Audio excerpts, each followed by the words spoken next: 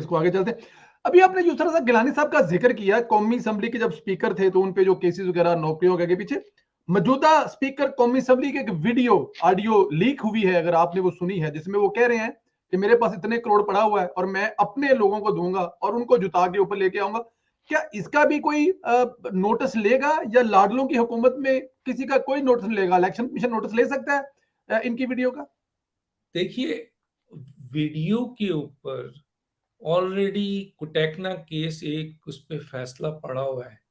मैं जब अदालत की बहुत सी बातें सुनता हूँ कि ये ऑडियो जिनको इस ऑडियो से सजा का फायदा है वो अदालत में क्यों नहीं आ रहे, मेरा ख्याल है ये सवाल नहीं बनता है। सवाल ये होता है कि ये ऑडियो अगर आई है और सबसे बड़ी पाकिस्तान की जुडिशियल सिस्टम पे और उस सबसे बड़े ओहदे चीफ जस्टिस ऑफ पाकिस्तान के ऊपर उंगली उठ रही है, तो अदालत का तो खुद फर्ज है कि वो अपने ऊर से अब छोड़े कि इससे किसी को रिलीफ मिल रहा है या नहीं मिल रहा है, वो आ रहा है नहीं आ रहा है। भाई मुझे रिलीफ मिल रहा है, मैं नहीं लेता, चले। लेकिन क्या रियलिटी खत्म हो जाएगी इससे? क्या हकाइक खत्म हो जाएगा? क्या सजा और जजा का जो आपके पास इख्तियार दिया हुआ है वो खत्म हो जाएगा? क्या ऑडियो और वीडियोस में पूरी दुनिया में सजाएं जो है मुअत्तल और सजा नहीं दी गई? तो सवाल ये पैदा होता है कि इनकी इस ऑडियो को क्यों क्यों सुओ मोटो नोटिस नहीं लिया जा रहा है?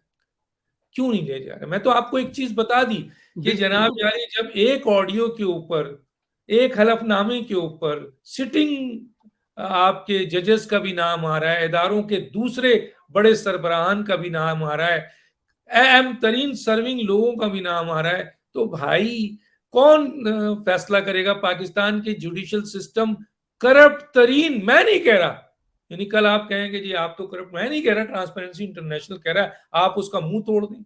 जब रैंकिंग की गई इंटरनेशनली तो आप तो पता नहीं कहां पे थे। तो कहने का मतलब ये है कि असद कैसर का ये केस तो छोड़ दें, निकाल लेना फॉरेन फंडिंग, उसमें भी जी। उनका नाम है।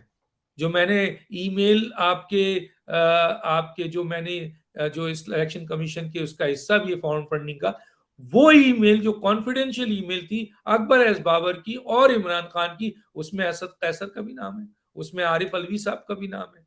तो सवाल ये पैदा होता है कि उसमें mega corruption, mega money laundering, national security के अगेंस्ट और अरबों रुपए और खरबों रुपए के घपले हैं पैसों के, और इनमें आरिफ अलवी साहब, मैं नहीं कह रहा, वो ईमेल है, इमरान खान कह दे ये ईमेल झूठी है। मैंने तो अकबर इस बाबर को लाइन पे लेके, इमरान खान साहब तो आए नहीं, मैंने इल्तजा दी, आज भी इल्तजा कर रहा हूं कि मैंने जो ईमेल कॉन्फिडेंशियल ईमेल मैंने ऑन एयर की थी, जो आज इलेक्शन कमीशन ने हिस्सा भी बनाया है, वो ये कह दें कि ये ईमेल गलत है, झूठी है, कह देना प्राइम मिनिस्टर। और अगर वो नहीं कह रहे हैं, तरदीद नहीं कर रहे हैं, और अकबर एस बाबर कहते हैं कि ये ईमेल मेरे और इमरान खान के दरमियान जो खुफिया बात हुई थी फॉरेन फंडिंग के हवाले से, वो बिल्कुल सही है, तो एक फर्द ने तो मान लिया ना, आए अब सजा दे, पकड़े। उसमें असद कैसर भी है, उसमें आमिर कियानी भी है, उसमें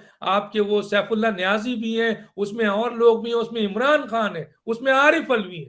गोया फॉरेन फंडिंग केस अगर मेरिट